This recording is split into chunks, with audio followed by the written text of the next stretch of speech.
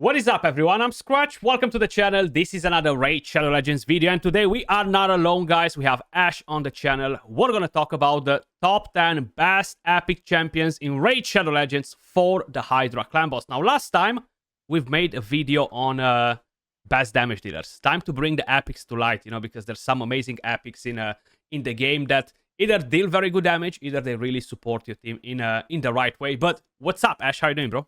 Yo, Skratch! I'm doing great, man. How are you? Yeah, doing pretty good. Just chilling in the house because it's super hot outside. Yeah, I know it is. I'm sure it's hot like almost everywhere right now, but it is scorching out there. I'm lucky to be after my previous life where I had to work outside all day. I'm lucky to be inside in the AC right now. 100%. But yeah, man, how are you? How are everything? How is your clan family handling Clan Siege, out of curiosity? Are you guys like excited or oh yeah, pretty not excited. Pretty excited. Are you guys devising like strategy? I'm curious how like the top clans in the game are. This video is brought to you by Dragonair Silent God, so I just want to say a big thank you to them for sponsoring today's video. If you guys are not familiar with the game, it's an open world high fantasy RPG game. Tons of awesome characters, very good graphics, and tons of awesome things to do inside of the game. It's a seasonal game, so it's a bit different from a Raid Shadow Legends. I am actually covering this game on my other YouTube channel, so if you guys want to keep up to date with news, daily guides, tips and tricks, and everything else related to Dragonair Silent Gods, make sure you guys subscribe to that channel. But basically, guys, we have the Dance of Misfortune guaranteed legendary event that will start in just a few days in Dragonair Silent Gods, allowing you to put your hand on this amazing legendary hero, Calavera. Not only that she looks freaking amazing, but she is an insane support character, being able to generate you a massive healing, being able to put decreased attack on the enemy. So the passive when casting a skill, a temporary illusion, is briefly generated at a hero's location. This illusion will follow the hero as they cast and produce additional effects. The battle skill will dispel a debuff from nearby allies, grant them recovery over time. Illusion spellcasting has a chance to dispel one buff from each nearby enemy with a chance to inflict charm on them, which is basically going to make them to attack each other, which is pretty nasty as a debuff. The ultimate skill, covering the entire map, heals all allies, granting them defense up, and then it will apply attack penalty on the enemies. So this will be the guaranteed legendary event for this event in Season 4 in Dragonair Silent Gods, guys. Of course, each season will have individual guaranteed legendary characters, but if you guys want to get involved, if you want to try Dragonair Silent Gods, you can download the game by using the link in the description down below, or in the pinned comment, or by scanning the QR code you see on the screen. Like this, you get to help and support the channel as well, which I really appreciate. So for the moment, because I feel like the first couple of matches will be a bit lighter, just because they are ranking us based on the CVC performance. Yeah, matchmaking is kind of wonky. Yeah. Yeah. So the first match is not gonna be a big deal, to be honest. But I feel like after we will definitely need to strategize, and I'm surprised that I'm not seeing it in the game just yet. Actually, I don't know if I have to restart my game, which I've just done actually 2 minutes ago. But yeah.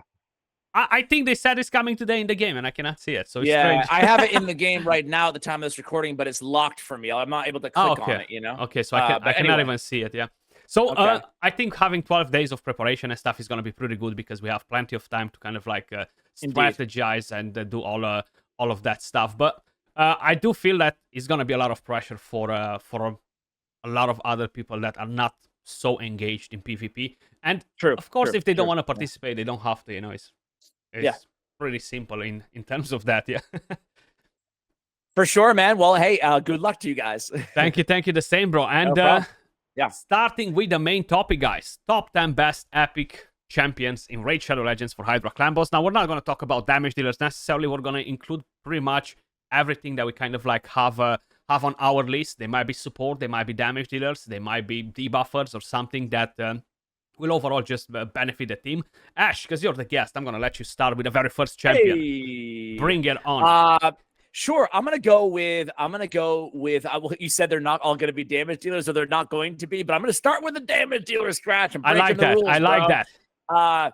Listen, there's 2 champions that I have on my list here that I was such a late converter to. People have been talking about these 2 for forever in the game. But one of them is Whisper. Oh yes, man. I mean, probably not a shocker to anybody watching this video, but gosh, there's not that many epics. Like, long story short, we could talk about her kit and her extra turns and her debuffs and just how much damage she brings. There's not that many epics in the game that I found can really stand toe to toe with like some of the better, maybe not the best, but some of the better damage dealers out of all legendaries and even mythicals.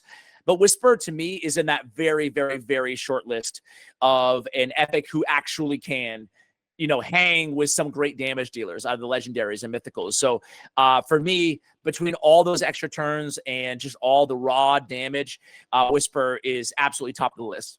100%. And what I really like about her is that she has the passive where she deals additional damage versus bosses. And I feel like with all of these super hard cap to enemy max HP champions and the addition of the new Great Hall, which enables us to enhance the stats for the raw damage dealers, I feel like all of these raw damage dealers are just making such a massive impact in the Hydra clan boss now. It's just crazy, actually. And I mean, like, I guess I'll say it once and I won't repeat it for every champion, but with empowerment as well, it really gives, especially, the damage dealers, right? It gives them that extra oomph that they really needed to avoid that extreme power creep that's kind of came in the game. So it's cool to see an old school Void epic like Whisper. I mean, she's like 3 years old or something, still competing with some of the best of the best. 100%, yeah. She's a super solid one. And I think she was given away with the very first Twitch Prime promotion they've done like ages ago. Yeah, if I'm not mistaken, Amazon actually. Prime, right? Yeah. Crazy. Way back in the day, I remember that. And she still has value. Wasn't Genbo a part of that too, or Ultimate Galek? I mean, Galek was part of it together with Vala, if I'm not mistaken. Vala, yeah. Okay, anyway, interesting. Who you got first? I'm gonna go for a damage dealer too, because why not? Cool. Let me just even up the field here. I'm gonna bring in another Void epic champion that deals insane damage. My other one. Is your other one? I'm gonna take it away from you. Oboro. Not only that she looks amazing in ads, because they're doing all sort of cool ads with Oboro, but my God, I haven't seen any, honestly. Are they good? Yeah. Yeah, it's a super cool one where somebody kind of like cuts a bit off her hat and she just goes crazy and she smashes them all. Yeah.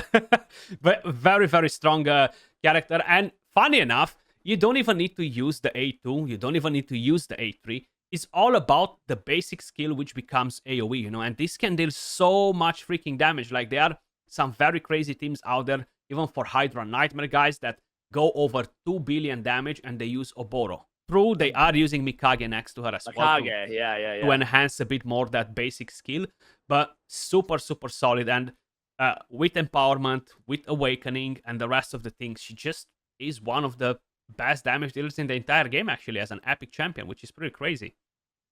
Yeah, man. Same boat. She was the other damage dealer that I had on my list as well. Yeah? Actually, there's actually a couple more, to be fair, but she's top of the list. She similar to Whisper, man. It took me so long to come around on Oboro. She's a beast, and to your point, Lady Mikage, I know she's like tough to get. Obviously, not everybody has her, but the Shadow Lash, the A1. I mean, to your point, that's the magic right there. As long as you have Oboro being the only other Shadowkin faction ally on the team, she's going to be joining in with the AoE on the A1 every attack. It's insane, Absolutely. Plus the ally attack in addition to that on the A3, She provides a lot of help to the faction, actually. And it's funny enough because early on, people were not really sold on Lady Mikage. I feel like they were not loving her, if you remember. I agree, it, right? Dude. Yeah. What do you I have was never next? down on her, but I didn't really comment on her that much until I got her, and then I was like, "Whoa, Same, she's really good." And then, and to be fair, then she like kind of grew on me more and more. Right? I was like, "Wow, she's even better than I thought." Absolutely, yeah, super solid. Okay, next, I got. We're going shock here, Skratch. Bring it on, Ugo, man. Ooh. How can I not include Ugo on a list? Probably one of the most used epics in all of Raid for Hydra. And for good reason. I mean, she really brings so many of the fundamental things that you want, right? And anywhere in the game for the most part, but specifically in Hydra as well, with the decreased defense and the block buffs, both on the 3-turn cooldown. And then on the A3 too, like removing a little bit of a cleanse there, as well as a great heal there. So yeah, I mean, she's really, really useful with that A2 and the A3 in addition. You're almost getting 2 champions in one when you put Ugo on your team. Absolutely. Like, probably, as you said it, she's the most used epic champion for Hydra clan boss in the entire game, because it doesn't matter if you're early, mid game, end game, you will use her just because she's such a good champion, you know. Yeah. I'm gonna go to the next one, which, you know what, pairs really well with her. And since we have that defense down, why not bring in another damage dealer and do the takedown with Royal Guard? So there we go. There he is. Absolutely. Enemy max HP guys, they might not be the most effective on normal mode and hard mode because the bosses, they don't really have a high HP. The cap on the damage is 10%. So I wouldn't recommend you to use enemy max HP nukers on normal and hard difficulty, but once you scale that up to brutal and nightmare, that's when all of the enemy max HP champions start to become a bit more viable, because 10% of the max HP will actually mean something, and you can actually deal a lot of damage. Now, Royal Guard, not only that he has the AoE enemy max HP skill, but he can bring you decreased speed. He can land the cheeky defense down with the basic skill as well, and do a good amount of damage, you know. So definitely he deserves the spot on the list. No, 100% agree, man. I guess I'll go Husk next, and I'll just cover both of them, right? Bring it on, yeah. He's actually the better version. The better version, I was curious. Are you a Husk guy or a Royal Guard guy, like as it pertains just to Hydra? Because with Husk, obviously, you get that Provoke on the A1. Not enough to be necessarily like your main Provoker, but a really good secondary one. The damage is a little bit less, though, on the A2. So who do you prefer? So initially, I was a all-in Royal Guard fan, you know. I built Husks just for different affinity. Once they changed the Provoke part on the Hydra, I was an all-in Husk, you know, and I stopped using Royal Guard completely in any of my teams, actually. It does deal a bit of a less damage with the A2, as you mentioned, but once you have the Hydra has decapitated, you're still gonna hit the cap with Husk as well, you know. And what I was doing, I was running 2 Husks for Provoke without any other Provoker when I was manually, you know. But you need to manual. That's the only problem. But very good damage. The A3 deals decentish damage as well, and the A1 having the ability to provoke, even though it's not 100% chance or anything crazy like that, I do think that it's still very effective. Yeah, no, I totally agree. I think I like Royal Guard a little bit better. Maybe for Hydra, it's like 50-50, but in a vacuum, I like Royal Guard better. But it is nice to have that stun too, like outside of Hydra on Husk. But yeah, I agree. Having that Provoke on the A1 is great. Yeah, so Husk. And I'm going to go to the next one. This is kind of more like a hybrid. And initially, he was really busted in the way he was working, and we thought that they're completely going to nerf the champion. But Inquisitor Shamael, like, is one of a kind. Nobody else in the game can do what he can actually do. And honestly, while he can do a lot of damage with the A2, which can easily ignore defense without a savage set, just give him some buffs. But the passive is what makes the magic. When you have fear, or true fear, he boosts the thermometer of the leader and removes that fear from everybody. And you have the Head of Torment in the Hydra clan boss, right? Your team will never get a fear, okay? I've done recently a video where I was using him, and people were like in the comments, Skratch, why are your champions never getting feared? I was like, because I'm using the cheat code, Inquisitor Shamael. That's it. You know, like, it's as simple as that. He just completely changes your team, you know. He does have slow animations. That's the con with him. You have to spend 20-30 extra minutes in your Hydra run. He's super slow. He gets the job. It's so nice to have him on the team. It just like feels like the biggest headache or one of all Hydra is immediately mitigated, you know? 100%, yeah. Super strong and deals pretty good damage. But what do you have next on your list? So next on the list, I have a Kemptum Skratch, man. I think this little fella is super underrated in Hydra. Awesome Hex applier, obviously. He only has one active ability. It's a triple hitter on a 3-turn cooldown, which is amazing. You can run him in a Merciless set, a Reflex set, just get even more of those. His damage actually really stacks up. And as I said, Skratch, like we have, curse sets are very popular right now, like on Crisps and stuff like that.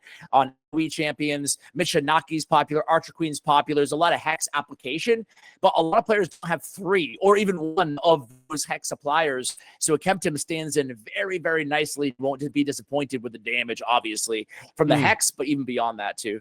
100%. He can definitely put in quite a bit of work, and I just love the design on this champion. Right? It looks really badass. He looks super cool. Then my next one on the list, I kind of like lost the track here with what I have on the list, but is most probably going to be another support character because she's just absolutely amazing. I'm gonna go straight to my Doom Priest. Now this champion ages as well as the freaking wine, bro, because no matter what content they bring at her, she's there, you know. She's just getting the job done, and she's such a simple champion, which is the crazier thing about her. It's all about the passive, right? heals all allies, and removes one random debuff. Now, this is the second best epic champion you can use to deal with the Head of Torment inside of the Hydra clan boss, guys. You have Shamael, you have Doom Priest. They are getting the job done. Now, they have Tuhanarak, which is the legendary version of Doom Priest, just on steroids. But I feel like both of them do an amazing, amazing job. So if you guys are struggling with the Head of Torment, take in Doom Priest. Just either make her faster than the rest of the team, either the slowest. She cleanses the fear, bang, your champions are back at it, but you can't really have counter attack. She gives you increased attack too. Awesome, awesome champion, bro. What do you have next on your list? No, totally agree, man. I have Rector Droth. Because there we go. We were talking about supports. Yeah, I really love Rector, man. She's super fast. Great healer, slow animation, right? But other than that, very solid revive too. And nothing worse than running a team for a half an hour and not having a reviver and somebody accidentally dies or something, from reflex damage or whatever.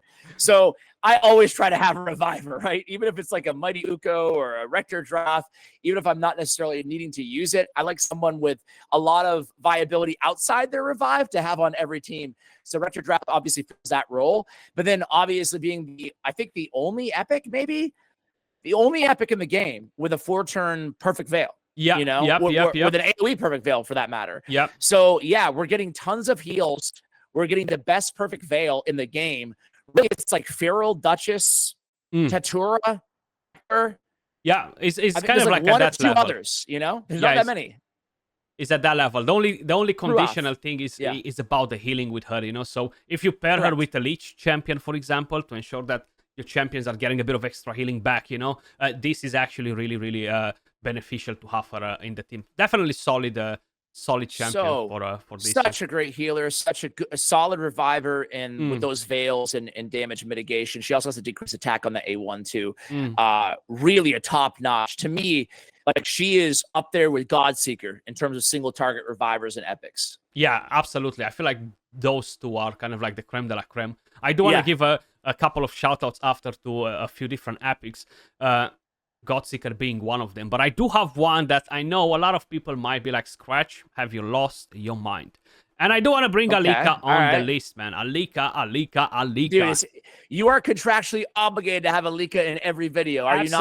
Absolutely. It's like I have a signed contract with her. I gotta do it, Like, if not, she's gonna come after me. But she deals a lot of damage, guys. If you remember, recently I've done a video. I can't really remember how I titled it or whatever else I've done in that video. I just know that I've tested her in the video for damage, and she was actually doing very, very good damage. I think I've put her head-to-head with Rotos. And she was very, very solid. And funny enough, I actually have a clanmate that is using her right now. So let me just quickly check what he did with Alika, because I haven't had a chance to look at it. I just know that he did a key on Hydra Nightmare with Alika. So very curious to see the result from that. There we go. All right. Authentic, actually. He's another fellow content creator. So make sure you guys head over and drop him a sub. Authentic. Cool. Yeah. So there we go. This is the team that he used. Alika is in there. And there you go, 250 million damage from an Alika with a 4-star blessing +1 on Hydra Nightmare. On a Savage and a Cruel set. I think that's very solid, huh? That is super solid. Who else was like a damage dealer on the team? Mishinaki. How does she compare? Mishinaki dealt 317. Marius dealt 372. So I do feel like, she... Not bad. She did very good, actually. Very good, Super solid. Good call out. Can I have a shout out? Are we officially? That's the list, right? That's the list. That's the list. Bring your shout out. Bring your shout out. This is. She wouldn't make my list. Obviously, she didn't. But I want to give a little honorable to Umbral Enchantress. Right. Yeah. She's limited viability because she's got decent damage. Decent damage. She's tanky, but she has block buffs for 3 turns on a 3-turn cooldown. Right. Which is. It's nice to have if you're a progression or just starting out in the game. I think that Umbral can still help a lot for progression players, although she's really not used anymore like she was back when we started in the early game. Remember going against like Umbral arena teams all the time? Oh yeah, because of that 8-3. 2-turn provoke. Yeah. She was a fun champion though when they introduced her. She was really really a game changer, you know. Even now, she's very effective. If you get her, you don't need to vault her. She's going to be massive for faction wars, especially on stage 21. But I do think that, yeah, Umbral definitely deserves a massive shout out. Same with maybe Magna. like a Deacon Armstrong. We should probably shout him out every video, I feel like, no matter what. Yeah, Deacon Armstrong as well. Why not? Bring it on. We have the Banner Lords. I do feel like Ursula. Ursula is a solid one with decreased attack, increased attack, revive strength, and increased defense. Pretty solid option. You can use Stag Knight in Hydra on the early stages, guys. So even though we're not mentioning every single champion, Phoenix, solid damage dealer too, you know, which I actually gotta make a video on pretty soon. Godseeker and Eerie. There are tons of awesome epic champions that you can use. Anchorite, dude. Anchorite's decent in a curse set. The AoE with the A1 buff extension, you know. Yeah, I used to run him on the Corporal Cadaver team. Very solid with the buffs as well. Oh, yeah, for sure. Yeah, there's a lot of good ones out there. I'm curious to see what the comments say in terms of champions that we snubbed. Same. I'm actually very curious about that. So let us know in the comments down below which one is your most favorite epic champion for the Hydra clan boss. Ash, was a pleasure to have you on the channel, brother. And we will have a different video on his channel. So make sure you guys head over and check that out. Naya, White Dryad Naya. That's yes, that's who we forgot. I'm that's like, we forgot. The whole time you're doing the sign off, I'm like, we forgot somebody. Skratch. I even look here and I was like, and I was just blinded. Yes, guys. Well, we saved at the end of the video. There we go. Absolutely. Ash coming in with a massive save right here, guys. So definitely head over to the channel. We forgot about White Dryad Naya. Super strong to reset champions, AoE attack, good support. She's a bit more niche with the teams that you're running, but very, very effective. 100%. Deserves the top 10 for how unique she is. But yeah, that was all for the video. All is right in the world. Thanks for having me, man. It's a pleasure. A pleasure, and thanks for saving the world right here, Ash. Appreciate all of you guys watching. Much love, and I'll catch you all in the next video. Peace.